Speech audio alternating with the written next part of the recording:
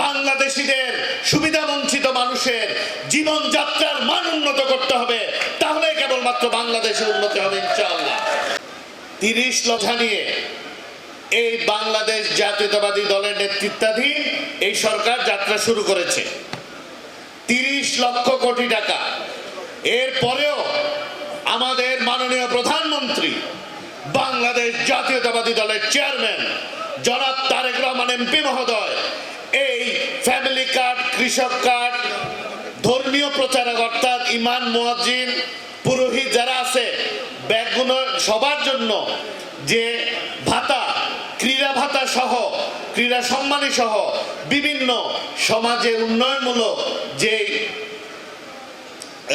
Social ওয়েলফেয়ারের যে প্রজেক্টগুলা, এগুলাতে হাজার হাজার কোটি টাকা বিনিয়োগ করছেন। কেন?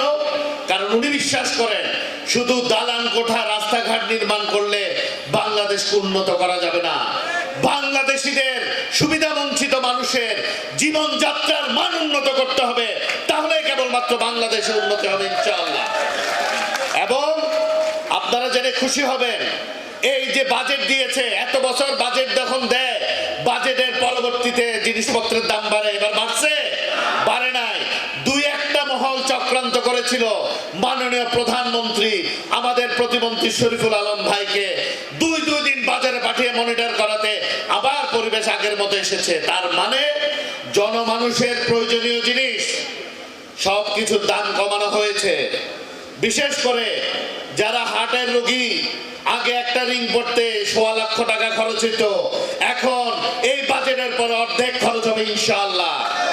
অনেক যে কিডনির রোগী আছে যারা নিয়মিত ডায়ালিসিস করতে হয়, সেই খরচও জনাব তারেক রহমানের নেতৃত্বাধীন সরকার অর্ধেক করে দিয়েছে। এটা বলার উদ্দেশ্য, এই বাজেট হচ্ছে বাংলাদেশের নিপীড়িত, নির্যাতিত, সুবিধা বঞ্চিত জনগণের জন্য, বড় লোকদের জন্য সুবিধা দেওয়ার জন্য এই বাজেট করা হয় না। শুধুমাত্র দুটি জিনিসে দাম বাড়ানো হয়েছে, একটি হচ্ছে সিগারেট আর একটি হচ্ছে মদ। এই জন্য আমরা দেখলাম বট বাহিনী এটা নিয়ে মিছিল করে। সাধারণ মানুষের পণ্যের দাম যেখানে কমেছে, যেখানে একটা গণমুখী বাজেট দেওয়া হয়েছে, সেখানে মাদক দ্রব্যের দাম বাড়ার পরে যে মিছিল হয়েছে, আমার মনে হয় না বাংলাদেশের এটা ভালোভাবে নিবে। আমাদের সৌভাগ্য, এই প্রথম মাননীয় প্রধানমন্ত্রী চট্টগ্রামের কোন অনুষ্ঠানে সরাসরি এই ফ্যামিলি কার্ডের অনুষ্ঠানে উনি সরাসরি সংযুক্ত হচ্ছেন। একজন চট্টগ্রামবাসী, একজন হাটাজারিবাসী হয়ে এটা আমার জন্য অবশ্যই একটি গর্বের দিন, একটি ঐতিহাসিক দিন। আমি আমাদের হাটাজারিবাসীর পক্ষ থেকে, চট্টগ্রামবাসীর পক্ষ থেকে মাননীয় প্রধানমন্ত্রী জনাব তারেক রহমান এমপি মহোদয়কে আন্তরিক ধন্যবাদ ও কৃতজ্ঞতা জানাই।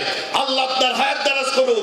যেভাবে আপনার বাবা শহীদ রাষ্ট্রপতি জিয়া রহমানের হাত ধরে, আপনার মা আমাদের মাতৃতুল্য নেত্রী মরহুম বেগম দেশনেত্রী বেগম খালেদা জিয়ার হাত ধরে বাংলাদেশ যেভাবে উন্নতির চরম শিখরে পৌঁছে যাচ্ছিল, ইনশাআল্লাহ তাদেরই সুযোগ উত্তরসূরি হিসেবে এই বাংলাদেশ আপনার হাত ধরে এগিয়ে যাবে।